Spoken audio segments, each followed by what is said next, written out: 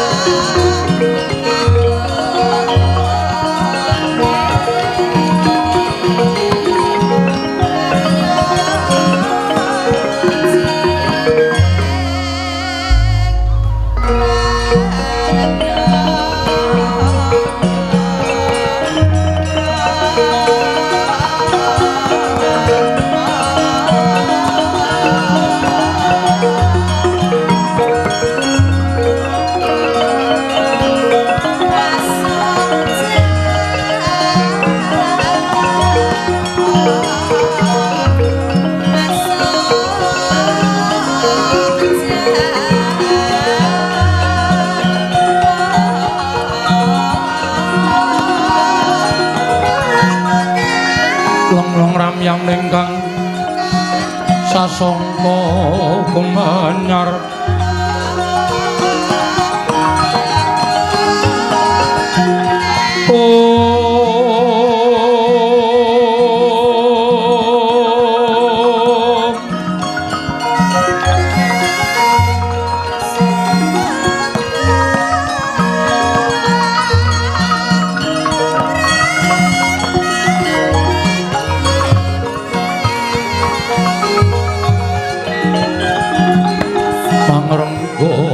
kuri mangkin tanpa siring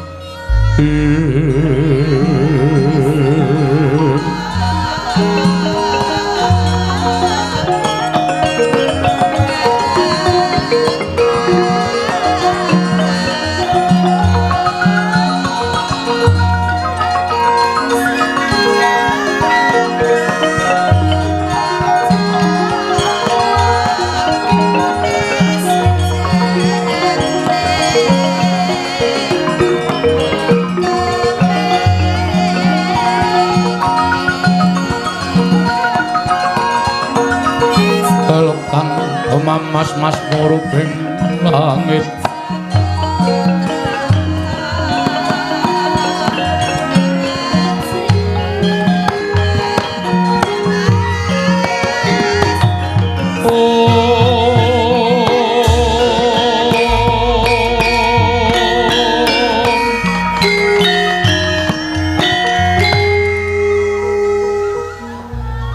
lik sesanti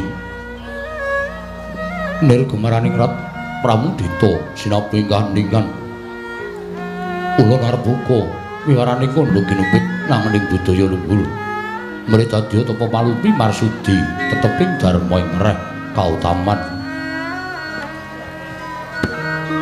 para kani kandhane narik runtuting basa dongeng kunanga musurasa yen narasaya karaos mulat sarira hangrasa wani Ruing diri rasa rumangsa rumangsani lir jalma Kilokaca jarweh wis rinakop caing carita beje wis gemelar jroning pagliran ya iki sejati namriksani pagelaran ringgih purwa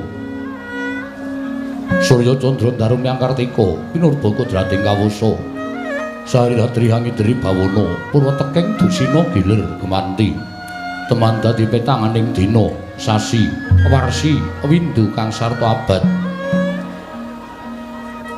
Tetukulan tangkar temangkar kaya siram bengkul Jawa pating berbia dadya padange kutu-kutu walang atoga bulan wono miang bulan toya dadya branantan pawicalan padang terapangan nari sang Hyang Rawi ingkang asam rebawani jagat mungguing jagat pitan dumungup-mungup mungguing hangrane wukir abang mrengangah lamun kaeksi yayahan dilato bumi saya dangu sumunu sang Hyang Arka katon semebelak kelan kiring abang esmu jenar kaperbawasan hari sang Hyang Basanta tanam tuwa katon ijo royo-royo hamangku gunung ingkang biru moyo-moyo pucuking gunung pinemelan gendanu kasiring prabancana lenggat lenggut nganti kaya gunung Makuta Mega tanpa tawis dangu selain kawula dasi den rasa ngupaya buga garap Tegal Sawai Anglur selur Tarapa Duti sinambi sesendonan sesindenan mikul garulukune hanggiring raja kayane samene ana pirembagan Samarawangi Sang Hyang saya dangu saya inggil katos blak kanan kiri ngabang ismu jenar kaperbawan hari Sang Hyang Basanta lampahing para tani mikul garulukune hanggiring raja kayane samana ana pirembagan Samarawangi Sang Hyang saya dangu saya inggil nalika semanten parandiri datan ngasorake jayaning kasatriyaning Madukara nadyan wujuding kasatriyan parandiri ke bawah keperintah negari Ngamarta menangkine sinebut Panjang Punjung Pasir Pawukir Loh Jenawi Gemah Ripah Karta Tata Raharja dasar negara gedhe obore padang jagate dhuwur kuku setur tado kuncarane turta kasusring manca praja. Lah, sinten to wau? Ing asta wisaraning adil kasatriyaning Madukara ingkang ngenggahi madaning kasatriyan. Menika ta warnane panengahing Pandhawa satriyaning Madukara kekasih Raden Harjuna, ya Raden Janaka, ya Kunti Dewi Batsa, ya Sang Mahabau, ya Sang Kaliti, ya Duda Kesa, ya Bambang Margana, ya Sang Suparta, ya Kumbang Ali-ali. Satria bagus tanpa cacat guwa ya teja pengawak tirta pamulu jenar kaya kencana sinangling. Turta kondhang dadi sotaning lananging jagat lan curing bawana. Dasar bagus karengga busana risat juga lenggah madaning pendhapi kasatriyan. Jinajaran ingkang garwa Nenggidyah Ayu Wara Sembadra, ya Sang Loro Ireng, ya Sang Kendheng Kernali.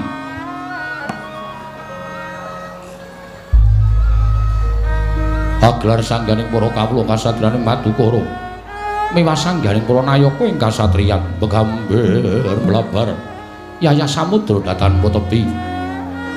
Risa juga Sang Abagus ngawontenaken panggihan madaning pendhapi ageng kasatriyaning Madukara.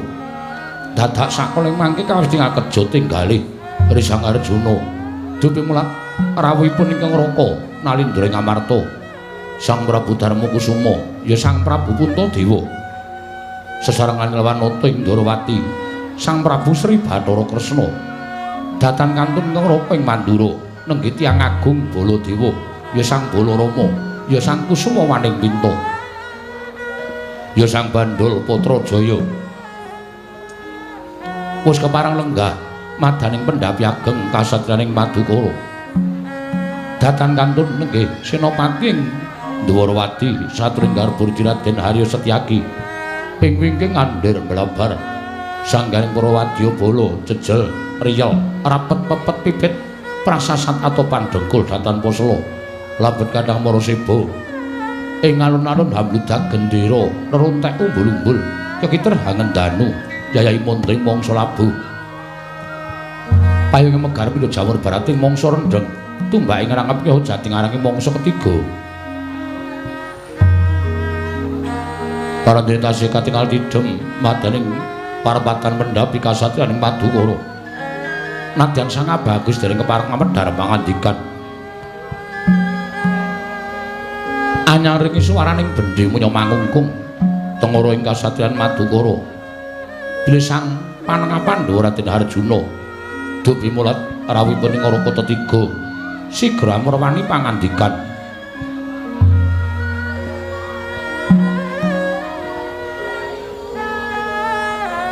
Hanya nang sireping para abdi gongso pengrawit katingal ririh alus pangandikaning Sang Arjuna. Dadi kumau jeneng pangandika Sang Arjuna ingkang dereng kababaring lisan.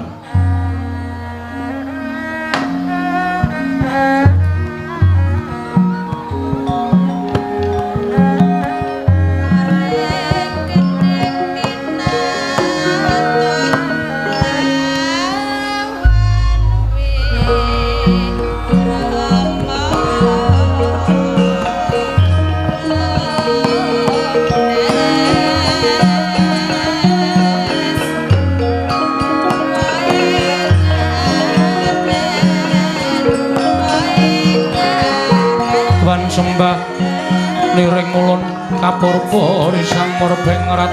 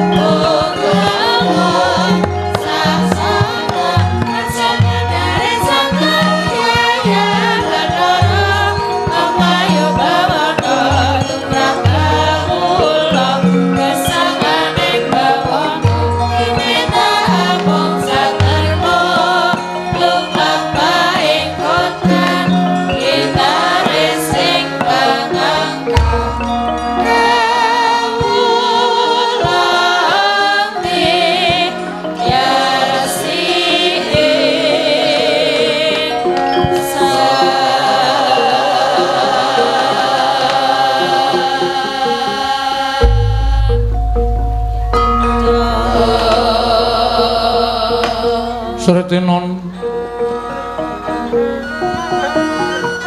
ning pasewakan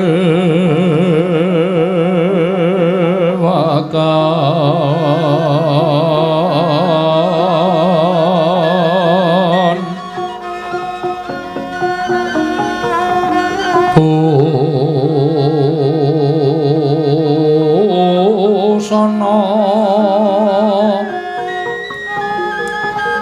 maneka warna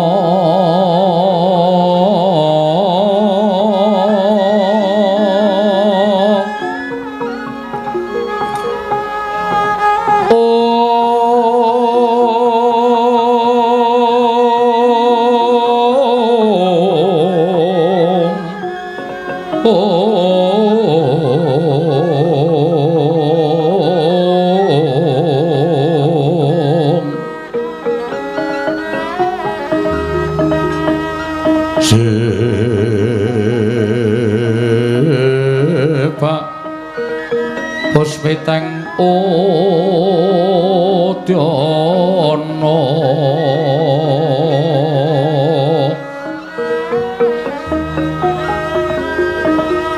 miyang Panjra sarwa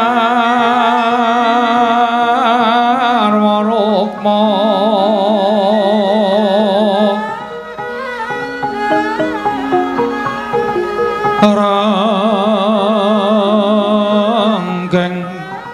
Manik Nara Narawata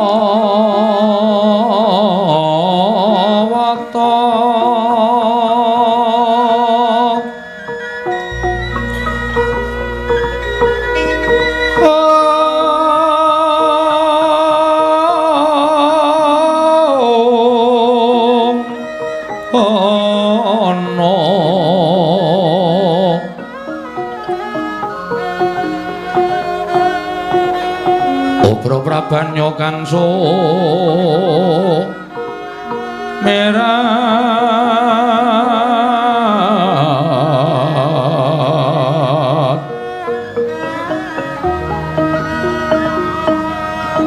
kenyaring tejo laliwaran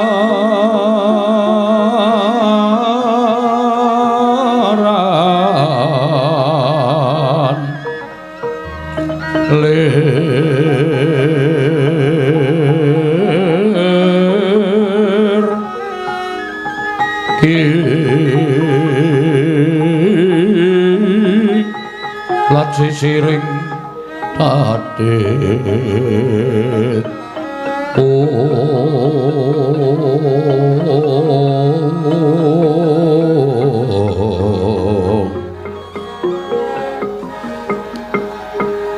Wimbo kekondamre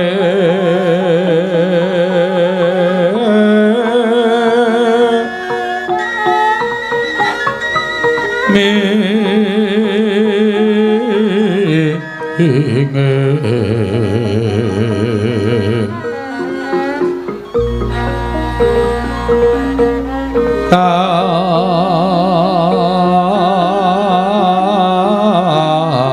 katiuping Maruta Maruta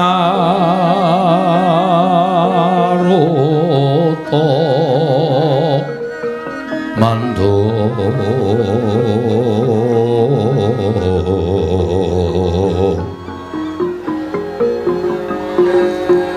saparan mangambar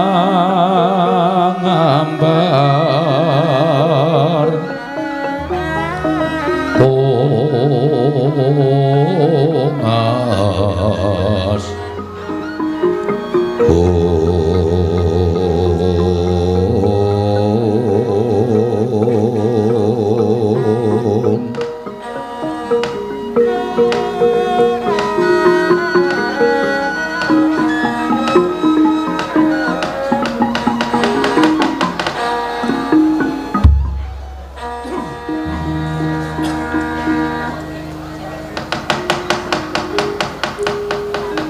ratune ratu utama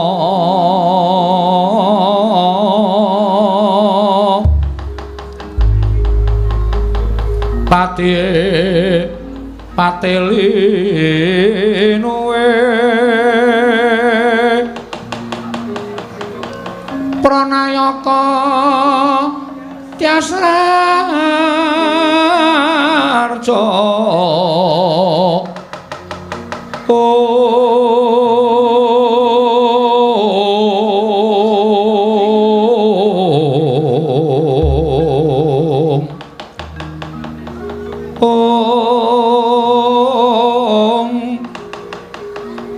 pananggare becik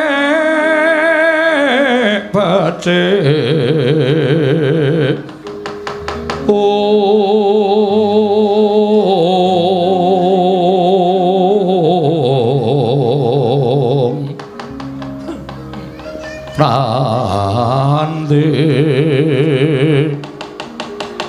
netan dadi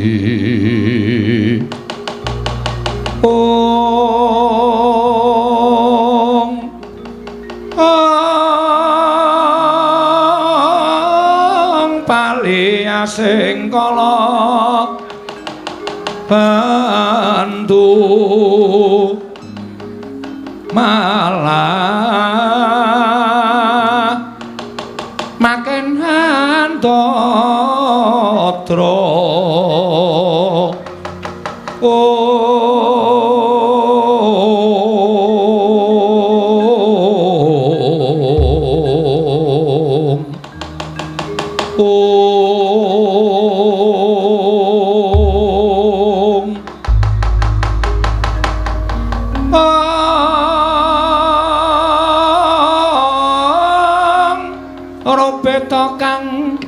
ngribati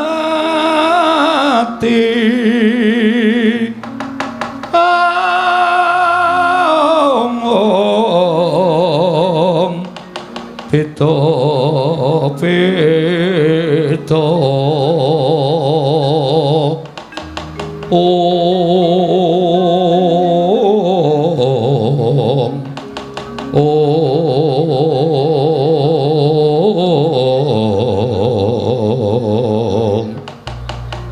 hartane wong sak negara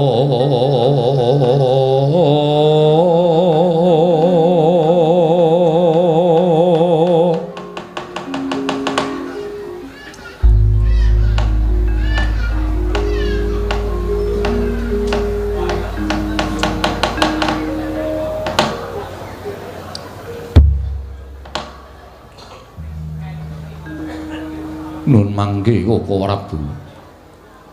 Koko Prabu jimat sesembahan kula Koko Prabu pangayoman kula ing Amarta Kanjeng Koko Prabu Puntadewa rayi para ing Madukara ngaturaken karaharjan rawuh paduka Kanjeng Koko Prabu jimat sembahan kula Koko Prabu pangayoman kula ing Amarta Koko Prabu Puntadewa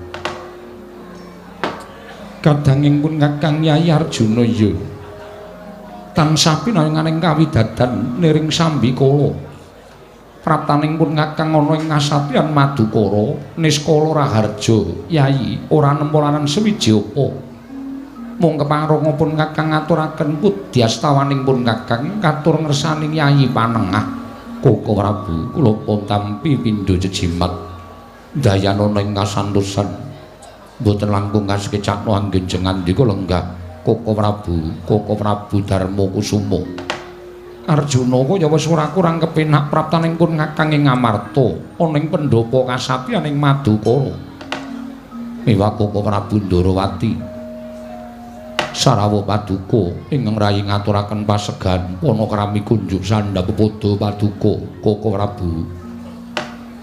Koko Prabu ing Dwaraka sesembahan kula Koko Prabu Sri Bathara Kresna kadangipun Kakang Nyai Arjuna ya wis ndak tampa karya bombong penggalipun Kakang asung pambagining Yai panengah lawan pun Kakang ing Dwarawati mongko sok baline Arjuna salam takliming pun Kakang ngatur kersane ngarsaning Siadi Yayi panengah kula mendinggo jimat paripe dayana ning kasantosan mugi kasekecak anggen ngandika lenggah Arjuna kaya wis ora kurang kepenak praptaning pun Kakang ing Dwarawati ana ing kasatyan Madukara dina samengko iki Dimas Arjuna Koko Prabu Baladewa ngaturaken karaharjan rawuh paduka Kanjeng Koko Prabu wonten ing pendhaping Madukara Koko Prabu ing Mandura Koko Prabu Baladewa jagat wasisaning Bathara Wayatur jagat ya Janaka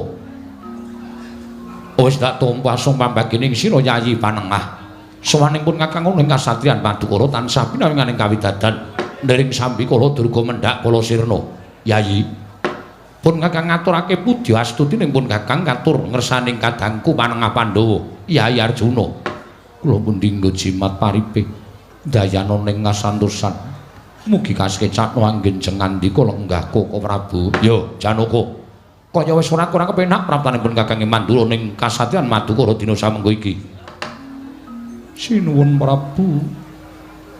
Prabu ngamarta aku ngaturake sembah sungkemku katur sinuwun Yayi Sembadra kadangipun Kakang ya ndak tampa siadi atur pangabekti kelawan pun Kakang ora liwat pangestunipun Kakang Tampanana ndak gegem dadekake jimat Kakang Prabu Dwarawati aku ngaturake sembahku katur ya Kakang ya Sembadra ndak tampa sira kadangipun Kakang ngaturake bekti kelawan kadang tuwa tak tampa ora liwat pangestuning kadang Windrawati Tampanana Bratajaya ndak gegem dadekake jimat Kakang Prabu Mandura aku ngaturake sembahku katur ya Kakang ya Sembadra tak tampa ora liwat pangestunipun Kakang Mandura Tampanana loro ireng ndak gegem dadekake jimat paripik dayana ning kasantosan kasekecakno anggonmu lenggah ning pendopo kasatyan ing Madukara Kakang Prabu Sembadra kaya wis ora kurang kepenak praptaning kadang ing Mandura ning kasatyan Madukara dina samengko iki Bratajaya Koko Prabu mboten mantra-mantra rawuhipun kadang kula sepuh tetiga nanging persasat kadidine pangijawan taing Sang Hyang Bathara Darma Sang Hyang Bathara Wisnu tuwin Sang Hyang Bathara Brahma ingkang badhe andum kabagyan dhateng ngraying panengah pun Janaka Koko Prabu Yayi Arjuna praptaning pun Kakang ana ing kasatyan Madukara sayekti mung kepengin melu mangayu bagya nggone garwamu Yayi Wara Sembadra wis nggerbini pikantuk Sabta Candra Tungklungguhaning dina samengko iki Yayi monggo ujaring para sepuh padha ngendikake sawijining wanita ingkang gerbini wis ngancik Sabta Candra ateges jabang bayi wis bisa rumagang karya mung kari ngenteni wakyaning mangsa kala ya kuwi weruh kelawan padang hawa Dimas kadangipun Kakang Arjuna kaya ngapa ta bungahipun Kakang Indrawati jernyatane lara ireng kuwi kadangku taruna kuwi kadangku mudha mongko winengku dening kadangku Yayi Arjuna nggone mangun tembayatan mangun bale wisma dina samengko bakal pikantuk talining katresnan ya kuwi wujuding jejabang bayi ingkang kinandhut ya kuwi Sembadra ing wis ngancik Sabta Candra Tungklungguhaning dina samengko iki Yayi pun Kakang melu mangayu bagya sekethi jumurung dene Siadi bakal pikantuk momongan ya kuwi saka garwamu Wara Sembadra Janaka wonten dawuh Koko Prabu Kose ana bab ingkang tinemu ganjil jroning parapatan kasatyan Madukara monggo Yayi Prabu Darma Kusuma Yayi Kresna apa denipun Kakang sowan ana ing kasatyan Madukara iki sayekti mung bakal kepengin mangayu bagya ya kuwi Wara Sembadra ngene bakal kagungan putra minangka talining katresnan nggonmu tembayatan kelawan adiku wadon nanging sabab apa wiwit mau kok katon rengu pasuryanmu ora ana rasa gumbira ora ngatonake nggonmu bungah merga garwamu wis ngandhut 7 candra Arjuna eneng apa Sembadra uga tansah tumungkul sajake ana perkara ingkang ginebeng jroning penggalihing Yayi Janaka yen pancen kawedharing kathah lan mbok keparengake tumuli paringa dawuh matur lawan pun Kakang Ana apa? Lan ana wigati sing kepiye? Lah kok dadi kahanane kaya mengkene? Ora katon yen to si Adi kuwi nedeng bombong penggalihe. Merga weruh kahanane garwamu ingkang wis ngancik Sabta Candra nggone Gerbini. Arjuna, aja mbok dhelikke eneng atimu. Ayo Gage, matura marang kadang-kadangmu tuwa. Eneng apa Janaka? Hanjrah ingkang Puspita rum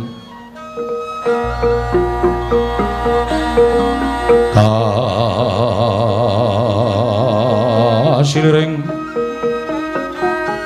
samirana mrih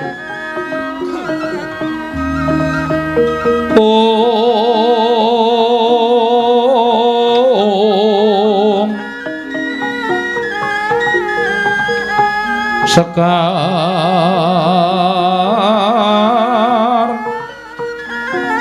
kadung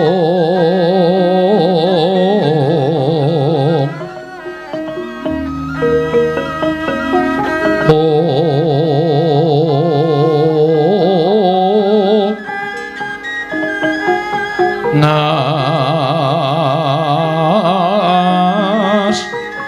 gandanya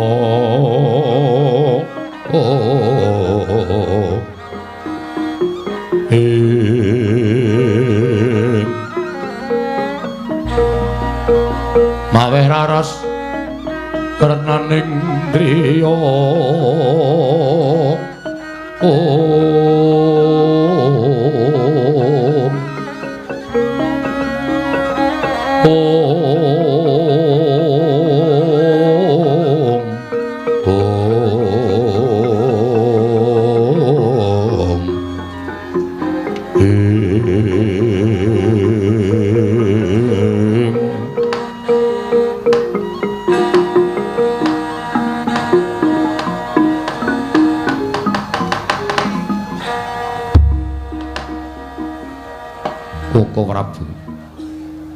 mugi dados ning kawingan estunipun anggen kula ngawontenaken pepanggihan para kadang tuwin para nayaka ing Madukara.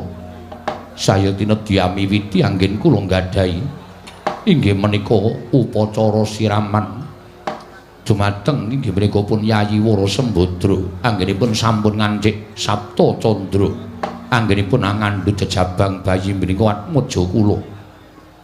Nanging men kados menapa to gempung ing manah kula dene wonten aturipun Nyai Lara Ireng ingkang sampun kula tampi bilih adicara siraman ingkang badhe lumampah menika kala wau ingkang rayi boten dipun keparengaken anyirami dhateng pun Wara Sembadra namung esti ning manah Wara Sembadra kepingin sanget dipun sirami dening kadang kula inggih menika Kakang Mas Jodiwati inggih Kakang Mas Werkudara menika Koko Prabu ngandadosaken bingung raos ing manah kula.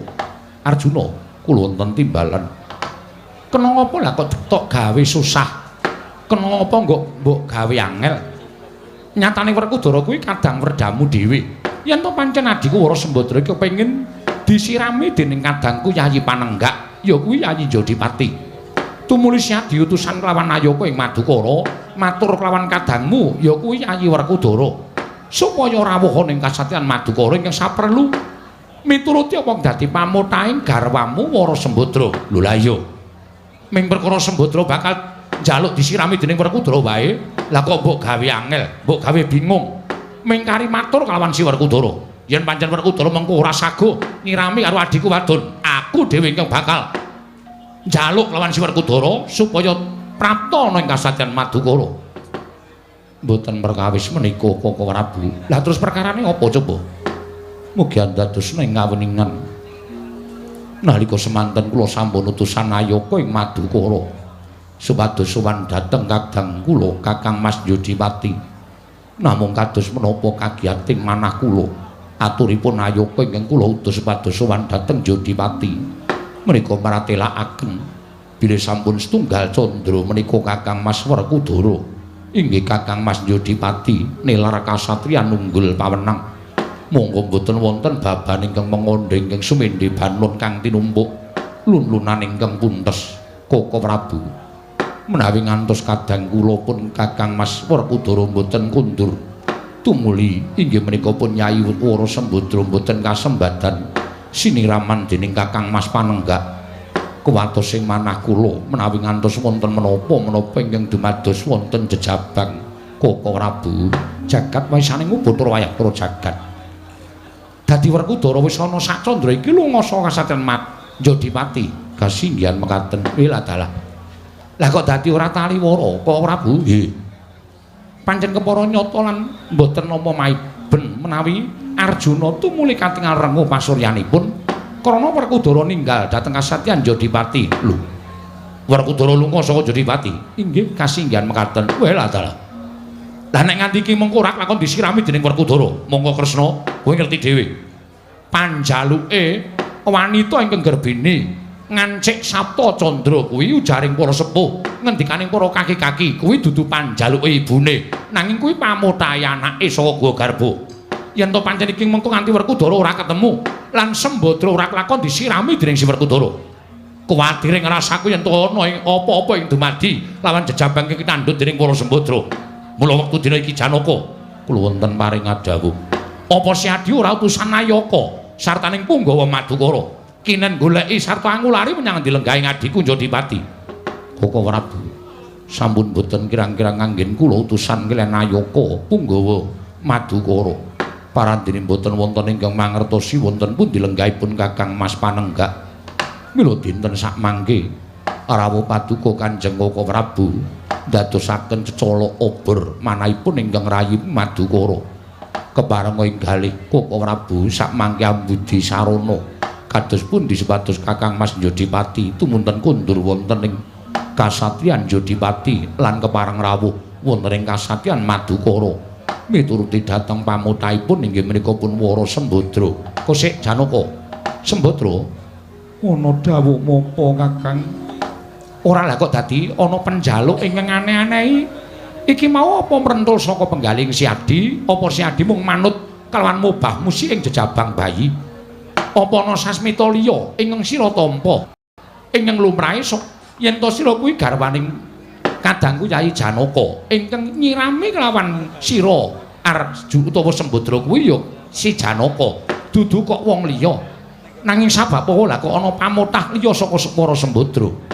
Kakang Prabu nalika semono aku nyumpena ora katon mantra-mantra aku nyumurupi kelawan Kakang Jodipati ya kuwi kadangku sepuh Kakang Mas Werkudara katon dene mencorong cahyane mongko bareng tak tamatake kaya elok banget jroning pasumpenan kadangku tuwon Jodipati kaya mangku Sang Hyang Candra katon sumurut gumebyar cahyane tumuli ana mubah musik ing jabang bayi lan krenteking rasaku kok kaya kepengin disirami dening Kakang Panenggak. Kakang mengkono menggo apa to sababe dene adreng rasaku nggone Kakang Werkudara ingkang nyirami upacara Sapta Candra ya kuwi jabang bayi ingkang mapan ana ing kandhutanku iki Kakang Dwarawati.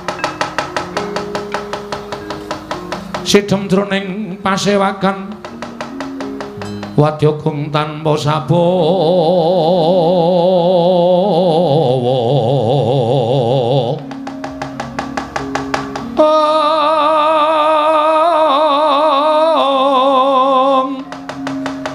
kapraban dening Sang Nalendra Tama mangu-mangu-mangonengi lerwu sing duka cipta berbudi mandana raras ing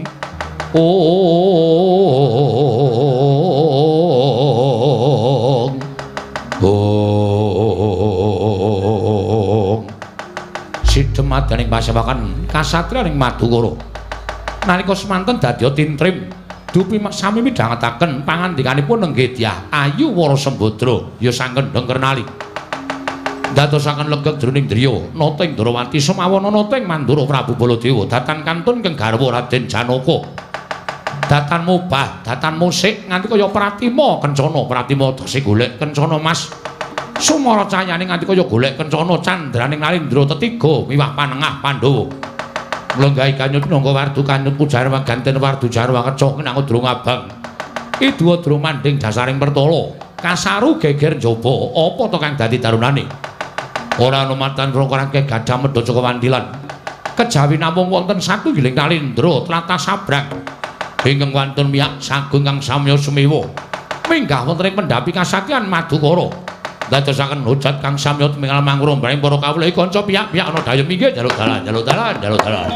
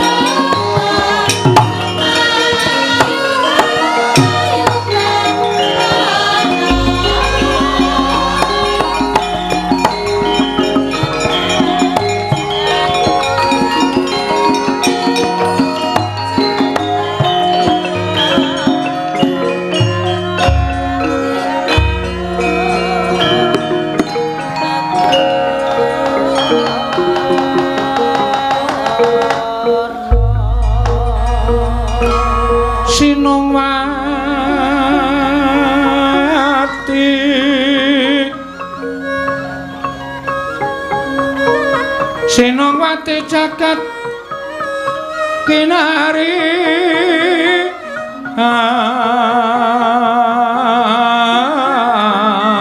among mbak lumembak ombak ing samudra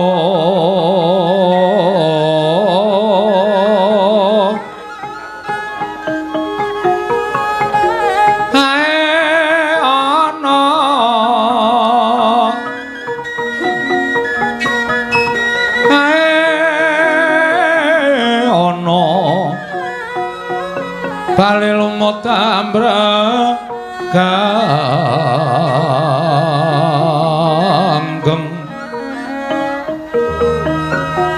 awita denceng dencengan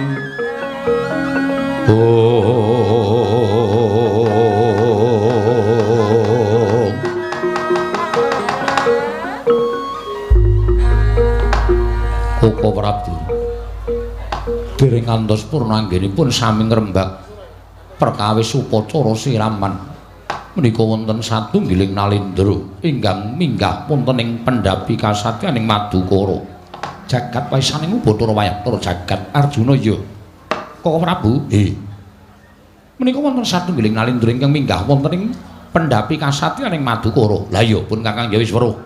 Janaka wonten timbalan. Tumuli timbalan napa wigatine nalindra iki? Yen pancen nalindra iki mengko sedyane apik lan becik syadi nadyan dudu wujuding nalindra kudu wibawa laksana kasinggihan. Lah yen to bakal mbuputek banyu bening kanan kasatyan ing Madukara. Aja melu-melu pun Kakang dhewe bakal mundurake nalindra iki. Koko Prabu Lenggah ingkang langkung prayogi. Yo Janaka. Kisana sampun kinten kula tumambu yekti saweg sepisan menika kula wahnu. Panjenengan menika nalindra saking pundi? Lan sinten jejuluk ndika Kisana? Nonamit pasang Kalimantabe tinebena ing lodone dumawahing tawang tuwa. Nuwun sewu Raden. Menapa kepara saestu kula menika sampun boten lepat sowan wonten kasatriyan Madukara. Boten wonten kalih inggih mriki menika kasatriyan Madukara. Sinuwun dalah. Wah, menawi ngaten boten sisip. Anggen kula sampun kekalangan malaya ngideri jagat. Ngupaya wonten pundi durungipun kasatriyan Madukara. Malah dinten sak mangke sampun pinanggih lan sampun saged aben ajeng kaliyan Raden Janaka. Panjenengan Raden Janaka. Inggih. Kula ingkang ngrenggani kasatriyan Madukara, kula pun Janaka Kisana. Wah, edan inggih. Wah, nembe menika kula sumurup wujudipun titahing Bathara ingkang bagusipun panci boten kepara nyok klentu.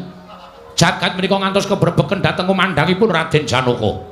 Satriya bagus tanpa cacat gaya teja pengawak tirta pamulu jenar kaya kencana sinangling turta kondang dadi sutianing rat lelananging jagat lan curing bawana. Biyo. Mboten ana babar pisan bilih mekaten pasuryanipun Raden Janaka. Dipun tepangaken Raden. Kula menika wingking saking negari Balirante. Wingking saking negari Balirante sedhing mestani dhateng kula menika Prabu Jayalengkara. Prabu Jayalengkara inggih, Prabu Jayalengkara. Prabu Jayalengkara inggih kasinggihan mekaten. Kula nuwun sewu. Ingkang wonten ngandhap panjenengan jejer kalian panjenengan menika ingkang garwa. Menika semah kula pun Wara Sembadra. Wara Sembadra menika inggih. Sinuwun Prabu Jayalengkara. Wah, adalah edian. Apa sing jeneng widodari iki wujude kaya ngene iki, Boyo? Sajeg jumlek aku ki dadi menungsa durung tau weruh widodari.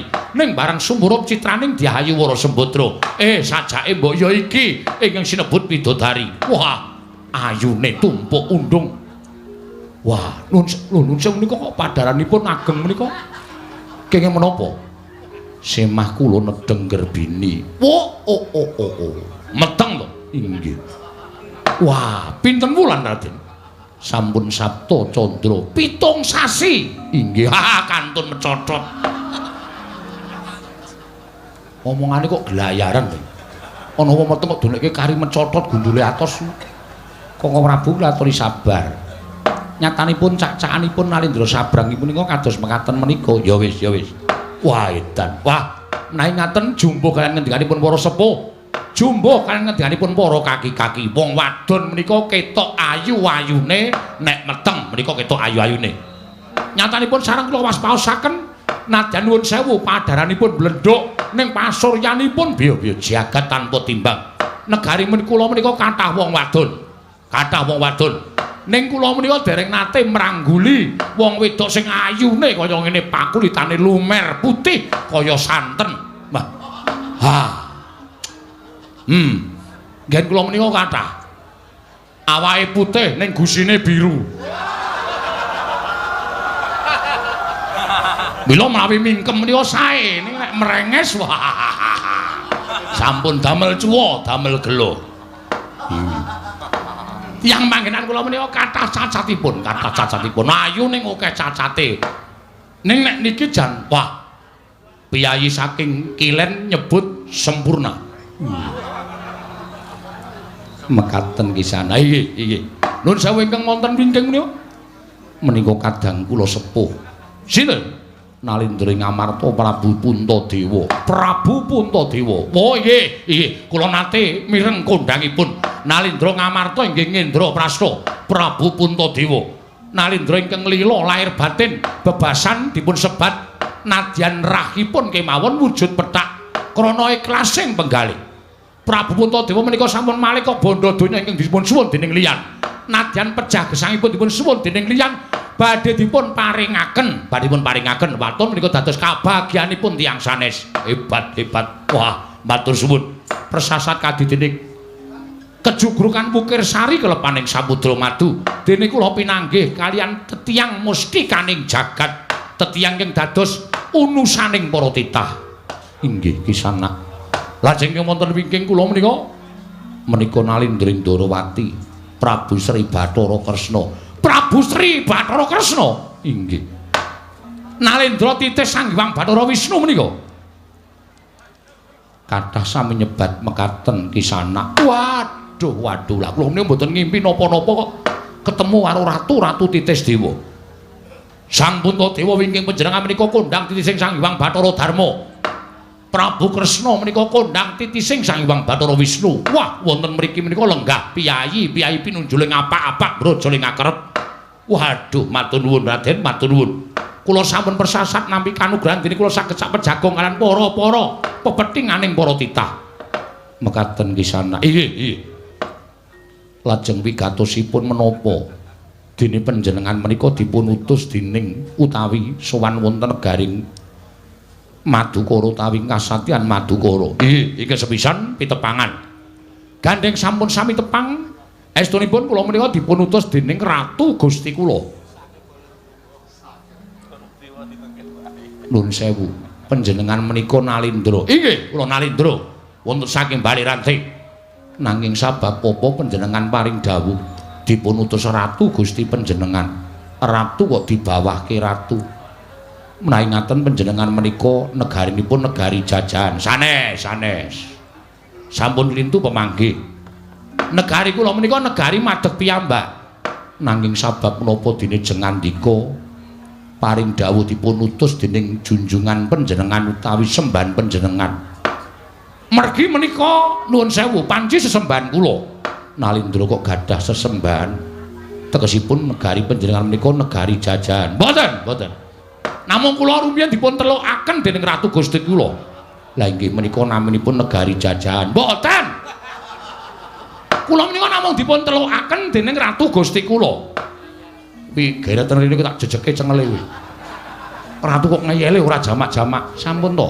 Mbok menawi rembagipun wonten mriku benten kan wonten mriki. Menawi wonten mriki menika menawi dipun reh menika negari jajahan. Nanging menawi wonten mriku mbok menawi benten. Mboten jajan, ning pancen kula menika kawon kaliyan Ratu Gusti kula. Mekaten nggih. Kula sanes negari jajan.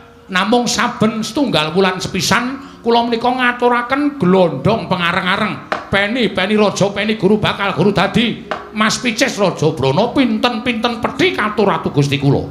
Menika kinarya tandha bekti sih bektinipun ingkang abdi pun Prabu Jayalengkara dhateng Ratu Gusti kula. Inggih.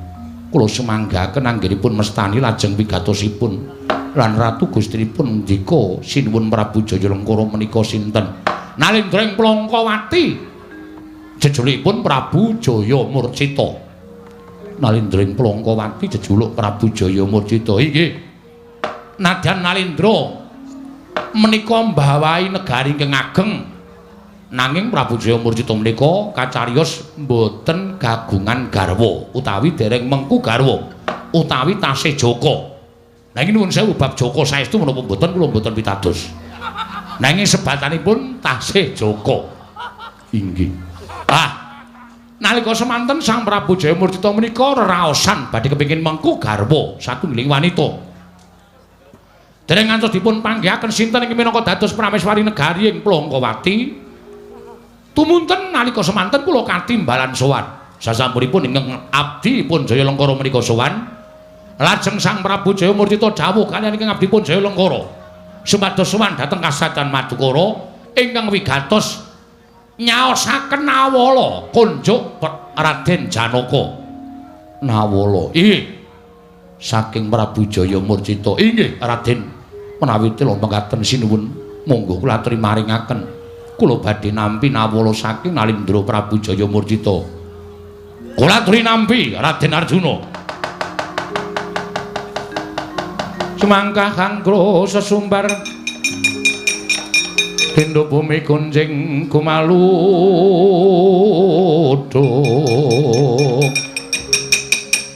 kumaludo kundur ketup lumembak penyu kanggo mambang ing wis tinampi dening Sang Arjuna nawala saking Sanata Prabu Jaya Lengkara sinurasa urut sawiji-wiji tulis jroning nawala nganti padaning tulis dadi abra makata pasuraning Sang Arjuna bergadak nganti kaya kembang wurawari parandene ing mangke siram tirtaning kesabaran tumuli muja atur ngersanipun ing ngroko ing Mandura Prabu Baladewa dadi kemangkon wijining pangandika Sang Arjuna Koko Prabu Mandura Janaka piye eneng apa lah kok dadi kananmu kaya ngono kuwi ana apa kowe bar maca layang kok njur mripatmu katon abang kaya ngono Koko Prabu nawala saking Prabu Jaya Murcita sampun kula surasa jebul pinanggipun Prabu Jaya Murcita kepengin mengku garwa rayi panjenengan lho ngempet bojo adhiku sapa rayi panjenengan Wara Sembadra badhe dipun suwun dening Prabu Jaya Murcita wel adalah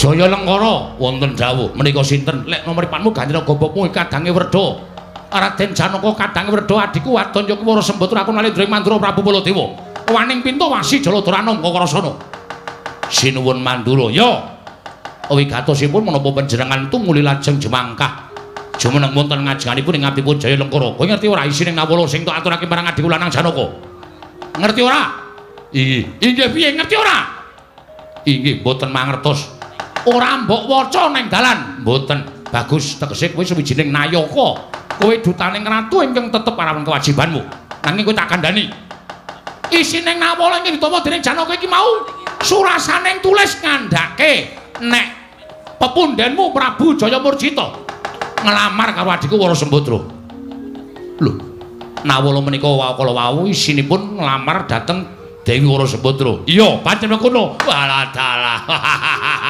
Hei! Malah cengengesan. Lho, menapa kula lepat, menapa kula klintu, kula gumujeg. Ternyatane kula nggadhahi pepunden, badhe nggadhahi pepunden inggih menika Dewi Wara Sembadra. Ingkang pranyata kasulistianing warnanipun jagat menika tanpa timbang. Bener, adhiku iki pancen ayu. Ning mripate ratu Gustimu sing picak. Lho, liripun kados pundi? Kowe tak kandhani ya. Jagat iki digelar ora mung sagodhong kira, tak kandhani. Jagat iki jembar. Gusti kuwi nyipta menungsa wong wadon pirang-pirang. Lan kowe kudune ngerti, Sembadra iki wis menengku garwa dening adhiku Janaka. Apa kira-kira donyamu kono iki kurang wong wadon? Apa kira-kira jagat negarane Ratu Gustimu kono kae iki kurang wong wedok? Lah kok ketayalan nglamar karo bojone wong liya, ora melek mripate Ratu Gustimu. Lho. Nuwun sewu. Kula badhe nyuwun priksa ingkang kagungan Dewi Wara Sembadra menika adhiku lanang Janaka. Nuwun sewu, kula nglamar Wara Sembadra panjenengan menika namung kadangipun lah kok duka-duka. Mongko sing dadi guru lakine Raden Janaka mboten duka kok panjenengan duka. Kok goblok kowe iki? Kowe melek aku kuwi Nalindra Mandura, kadange Werda Janaka, kadange tuwa Wara Sembadra. Lah kok dadi aku wong tuwa adhiku arep dilamar karo menungso. Ratu Gustimu kok aku meneng wae iki. Aku wong tuwa sing kepiye aku tak takon karo kowe. So. Nyuwun pangapunten. Panjenengan kok duka-duka kaliyan kula. Ayo metu jaba. Metu jaba. Aku ora sudi rembukan karo dapurmu.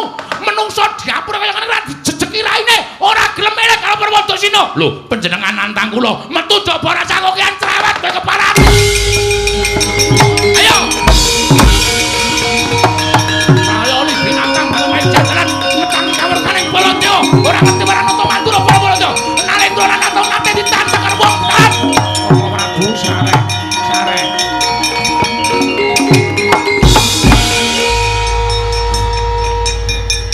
Kandhane ngayal ratu goblok kok keminter.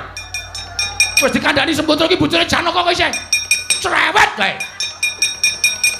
Panjenengan menika nuwun sewu, kula kinten ratu ya ora lanang. Ora lanang piye? Kuwi melu-melu apa piye? Kuwi melu-melu ya. Akhire yen to.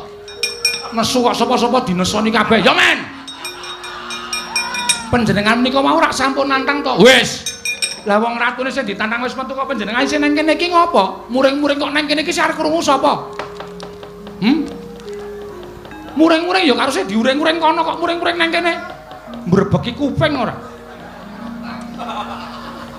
Mangkelake lho.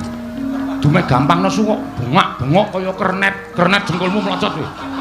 Baladewa padha kernet. Nek pancen wani medal kok. Jaya Lenggara, aja mlayu ado-ado keparat kowe. Baladewa tandamana.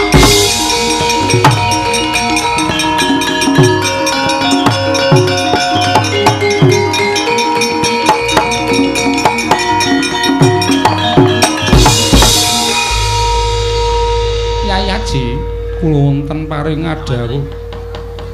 Kula nyuwun pangapunten nggih Yayi, mboten dados menapa. Kula nyuwun pangapunten, nuwun sewu ngantos astanipun Yayi Darmakusuma wonten talingan sedaya. Ngene iki lho. Mergi mboten kiyat nyumurupi kamurkanipun inggih menika pun Koko Prabu Mandura jerwatakipun kados mekaten. Arjuna kula wonten paring adhawuh. Yayi perkara Nalindra mau ora usah mbadak mbok gagas. Pun Kakang percaya, Jaya Lenggara ora bakal kewagangan iki kridaning Koko Prabu Mandura, Koko Prabu kasinggihan. Sabanjuripun Kakang mun nyuwun prisa, apa Siadi wis utusan Nayaka, Punggawa, Madukara supaya golek menyang Dilenggahing Yayi Werkudara. Kula sampun utusan Kakang Semar dalah para Panakawan. Supados angulari wonten pundi lenggahing Koko Prabu Mandura utawi Koko Prabu Kakang Mas Yudipati lan kula sampun wekas pun Kakang Semar sampun ngantos wangsul dhateng kasatyan Madukara menawi boten sareng kalian Kakang Mas Nunggul pawenang ngono Janaka inggih kasinggihan mekaten. Ya yen to pancen kaya mengkono pun Kakang melu memuji ngersaning Gusti, muga-muga Kakang Semar lan sak anake kabeh bisa ketemu kalawan kadangmu panenggak Koko Prabu kasinggihan. Setyaki wonten timbalan ewang-ewangan Koko Prabu Mandura mbrasta memalaning jagat ingkang bakal mbudhek banyu bening kanan kasatriyaning Madukara. Koko Prabu ngestakaken dawuh ngestakaken dawuh pamit madhal pasilan sing ati-ati aja kaya bocah cilik Dimas Harya Setyaki. Koko Prabu menawi tira mekaten paribebasan sampun paripurna anggenipun sami pirembagan malah langkung sae menawi pepanggihan menika tumuli dipun bibaraken kula kanthi manjing saklebeting kedaton utawi kasatriyan Koko Prabu Ngamarta. Iya Dimas Arjuna, ayo Yayi ndak derekake kadangipun Kakang Koko Prabu Ndarawati. Borong katentremaning kasatriyan nyuwun pangapunten. Ya Janaka ora dadi ngopo. Jer kuwi dadi kewajibanipun Kakang. Aku ingkang bakal ngawat-awati kelawan Koko Prabu Mandura. Koko Prabu kasinggihan mekaten. Setyaki kula wonten dawuh Kakang Mas bubarna kang padha sebo pun Kakang nedya manjing jroning kasatriyan nuwun ngestaken dawuh nyuwun pamit madhal pasilan sing ati-ati aja kaya bocah cilik Dimas Garbaruci purna gatine mananggilan arsa kundur kedaton manjing jroning kasatriyan Sang Arjuna nalika semanten gatinon saking Mandrawa eling-eling sesutyaning jagat lan curing bawana. Mula lamun katingal saking Mandrawa kaya gumebyar busananing sang pamadya wau.